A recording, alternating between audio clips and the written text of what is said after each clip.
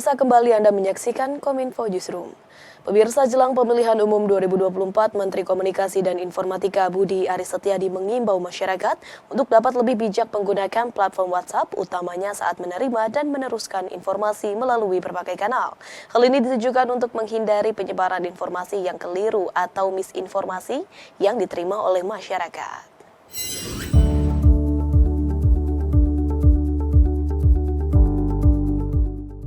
Menteri Komunikasi dan Informatika Budi Aris Setiadi mengimbau masyarakat, khususnya pengguna platform pesan instan WhatsApp, untuk dapat lebih bijak saat menerima dan meneruskan informasi yang berkaitan dengan pelaksanaan pemilu serentak tahun 2024.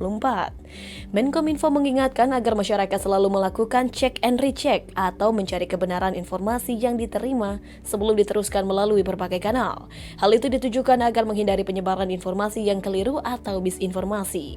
Lebih dari itu, Menteri Budi Ari menyarankan agar masyarakat lebih baik menjadi agen yang meluruskan segala informasi dan mengajak berbagai organisasi, komunitas hingga seluruh elemen masyarakat untuk dapat bersama-sama menggaungkan narasi pemilu damai 2024.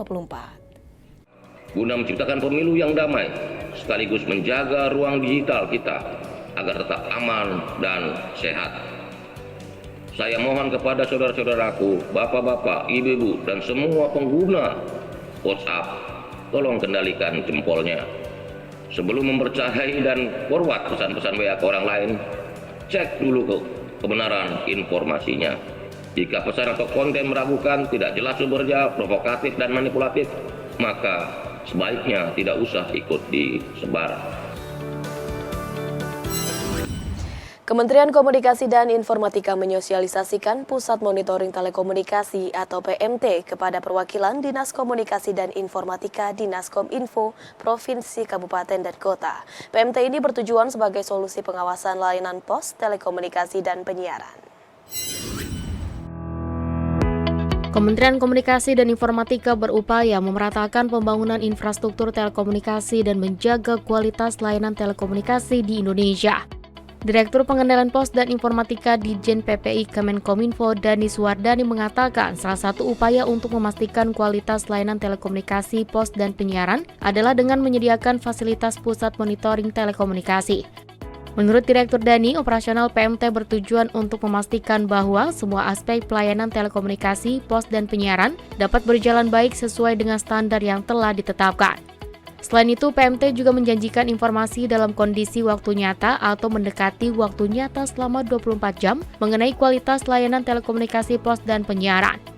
PMT memiliki 6 fungsi, yaitu dashboard, analisa PMT, sistem informasi geografis, aplikasi Sigmon, monitoring telekomunikasi, smart monitoring quality of service, dan ticketing. Hasil analisis data yang didapatkan dari PMT menurut Direktur Dani akan dapat dijadikan dasar dalam mengatasi berbagai permasalahan telekomunikasi, pos, dan penyiaran melalui keputusan yang tepat dan efektif. Ada internet yang kurang baik, katakanlah lemot gitu ya, kecepatan akses upload dan downloadnya kurang bagus, atau misalnya ada keluhan terhadap layanan teleponnya. Nah, itu selalu kita lakukan meneruskan aduan masyarakat tersebut kepada para penyelenggara telekomunikasi. Badan Pencarian dan Pertolongan Nasional atau Basarnas melakukan simulasi penanganan korban kritis saat banjir yang terjadi di wilayah Jakarta dan sekitarnya. Selain itu, Kabasarnas berharap kepada masyarakat yang tinggal di kawasan banjir untuk dapat waspada dengan segala kemungkinan yang terjadi saat musim penghujan datang. Basarnas menggelar simulasi penanganan korban kritis akibat banjir yang terjadi di Jakarta dan sekitarnya di Danau Sunter, Jakarta Utara. Korban kritis yang disimulasikan telah mendapat evakuasi oleh petugas SAR menggunakan perahu karet, membutuhkan pertolongan medis yang cepat yang hanya bisa dilakukan lewat udara. Usai petugas SAR menyalakan suar tanda lokasi evakuasi lewat udara, heli rescue Basarnas tiba dan menerjunkan seorang awak SAR untuk melakukan teknik hovering atau mengangkat korban dengan posisi helikopter tanpa mendarat, kemudian mengangkat korban kritis, kemudian diantar ke Rumah Sakit Yarsi.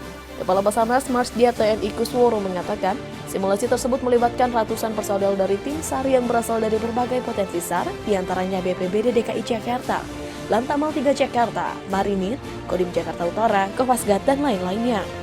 Pada simulasi tersebut, selain menguji efektivitas dan efisiensi operasi SAR, simulasi tersebut juga dalam rangka memberikan jaminan pelayanan SAR yang maksimal dari Basarnas yang didukung oleh potensi SAR kepada masyarakat. Meski demikian, Kabasarnas juga berharap peran aktif masyarakat terutama yang tinggal di kawasan rawan banjir untuk waspada terhadap segala kemungkinan yang terjadi pada puncak musim penghujan yang diperkirakan terjadi pada akhir November hingga Februari 2023. Aksi dari teman-teman di lapangan, dari Basarnas yang dibantu oleh stakeholder, ya, dari mekanisme seperti tadi dilaksanakan mulai dari calling, penyampaian, perekaman, itu kita target di angka 25 menit. Dari aksi mereka dapat terima itu. Dan ini memang live nyata dan rekan-rekan selama ini mengasuhnya bisa lebih di bawah itu. Ya, aksi yang saya pantau selama ini per hari itu rata kita di bawah antara 15 sampai 20 menit. Ya. Memasuki musim penghujan pada akhir tahun ini, Wakil Presiden Republik Indonesia Ma'ruf Amin meminta kepada seluruh pihak untuk mengantisipasi terjadinya banjir dan longsor yang mungkin akan terjadi akibat curah hujan yang tinggi di beberapa daerah di Indonesia.